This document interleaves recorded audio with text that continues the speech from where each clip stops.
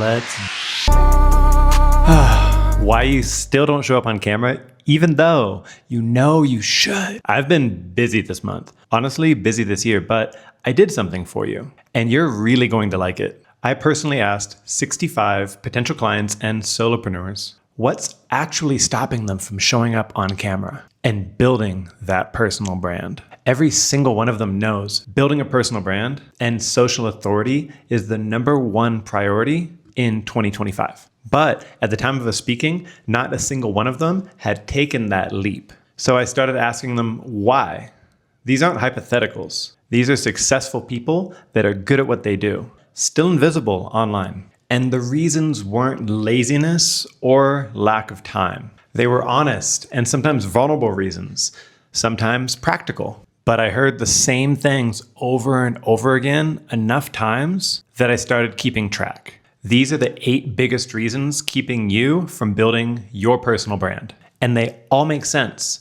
So I want to walk through each one, not to fix them, but to help you see them clearly. If you can name what's in the way, you're already halfway through it. But before we get into that list, there's one thing that you need to understand. The context which you're operating in is changing fast. Attention is still free, but not for long. And if you get that, if you really get that, it changes how you think about every delay and every excuse you've been holding on to not start today. Posting content doesn't just get you attention. It builds trust. It builds familiarity. It builds proof. And over time, it builds an archive. That archive reflects your value. As it grows, it starts working in ways that ads never will. You post something once, and it continues to contribute value long term. Paid traffic stops the second you stop paying. But organic trust compounds the longer you keep showing up. The people that you want to work with, they're watching, they're searching, they're comparing. And if they can't find you, they move on.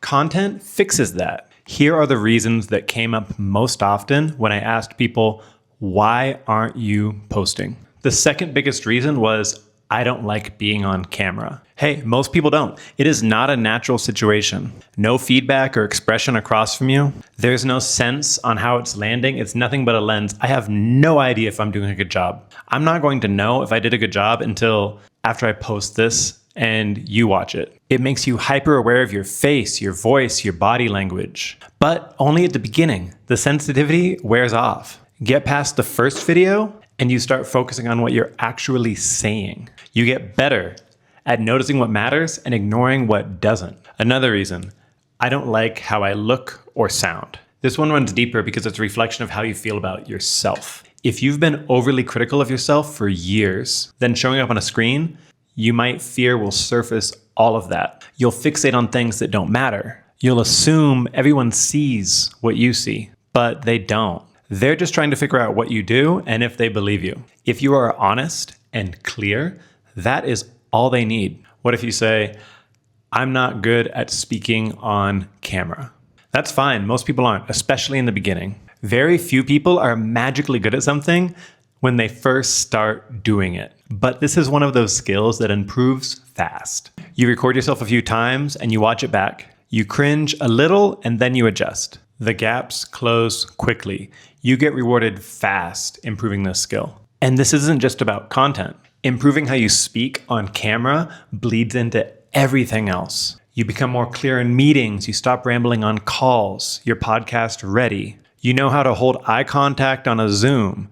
You're at dinner with your friends and someone pulls out a camera to take a video and you don't panic. You know how to act. You're ready for this. Speaking on camera teaches you to stay present while your brain is processing. That skill helps you everywhere. What if you say, my audience isn't on social media. My ideal client isn't scrolling TikTok. They might not be posting, they might not be commenting, but they're watching. They forward your videos. They bring up your name in meetings. They read the stuff that you think that nobody sees. And if they're not watching, someone that they trust probably is. Their team, their client, their recruiter, their podcast host. Content spreads differently than you might think. It moves behind the scenes sometimes, quietly, but it moves. You tell me, I don't have the technical skills. Video, lighting, sound, script writing, composition, directing, editing, graphic design. Then skip the tech. Build content templates that are manageable for you and fit within your existing skill set. Open your phone, press record,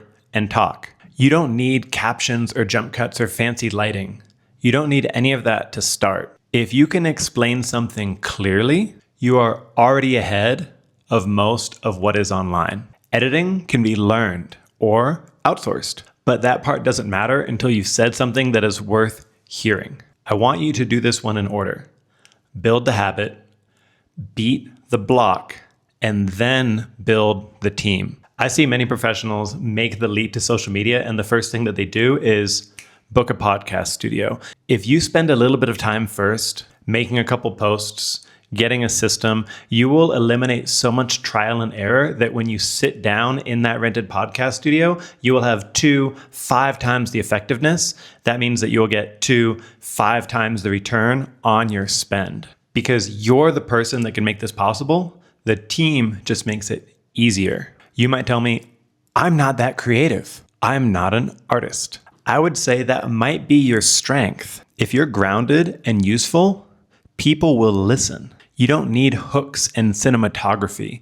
You just need to be helpful. Say what you already say to your clients. Once you do it enough, the creativity kicks in. You start seeing angles and structure. Soon, you're developing your sense of taste to what feels good and what doesn't. Even better is then you stop watching content like a consumer and start breaking it down like a builder. A major block is aversion to being on social media too much. It can be addictive to scroll. Becoming a creator is a wonderful way to reframe in your mind what interacting with social media means. You stop absorbing and you start learning, watching consciously. It's a shift. You will find a noticeable decrease in restroom scrolling for cat videos when you start breaking every single cat video down like a builder. All of these things come from doing, not from thinking about it. And those skills transfer everywhere. Your value goes up because you speak clearly, because you think faster, because you understand attention. And you can spot when something is real or just aesthetic intended. All of a sudden, you know what is going to convert because you've tried it yourself. That thinking doesn't stay locked in the algorithm. It makes you better a little bit at everything that you do. Meanwhile, the industry is making big moves while we're sitting here talking. Brands are not hiring a social media assistant anymore. They're building teams and combining with other departments for dynamic campaigns and rollouts. Media units are being built inside of the companies and hiring influencers on staff as creator/employee roles. The stuff that you still have in your mind as optional is now becoming standard. Everyone wants attention, not for vanity, not for likes, but because attention drives sales. It gets clients. It builds trust at scale. Most of the companies that you are watching already understand this. They've moved past experimentation. They're building systems, content calendars, internal media teams, editors, scripts, deep content libraries, in-house produced podcasts,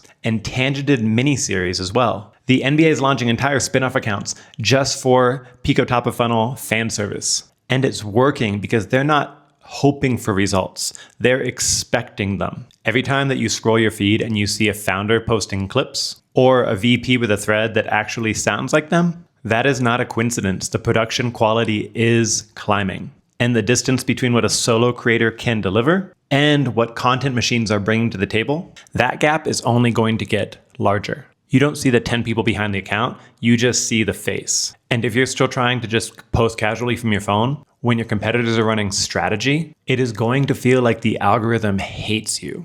But it doesn't. It's just rewarding the people that show up all the way earlier. And remember, what makes this moment unique is that attention at this time is still free. You can still grow without paying for reach, but that runway is shrinking. And I don't mean platform boosted paid ads. When every brand is producing content at volume and every executive is becoming a creator, Organic distribution starts becoming very crowded. The platforms won't kill reach, but they will prioritize what works. So if you have not started yet, you are not too late, but you're close, and we don't get to decide when that window closes. Every post you make is digital real estate. Every video becomes a part of your archive, a piece of a greater body of work that represents your expertise, builds trust, and amplifies your voice. Every follower you get could be a client or an ambassador. And over time, that stack becomes powerful. Ads stop working when the money runs out. Content keeps building long after you post it. Most people treat content like something you try,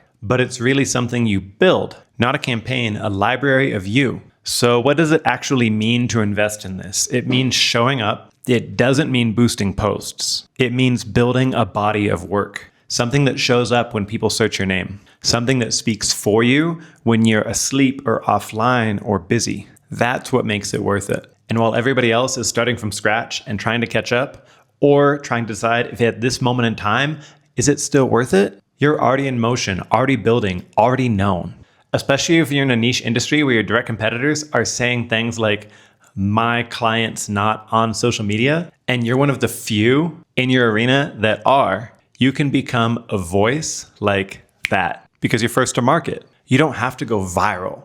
You just have to be visible. Even messy content builds momentum. And even a follower base of a few hundred relevant followers is extremely powerful. Waiting does not protect you from being seen. It just makes it harder to get remembered. So pick one question you get asked all the time, answer it, record it, post it. That's how it starts. Not with a strategy, not with a viral moment, just one answer for one person, recorded once, posted forever. It's easy.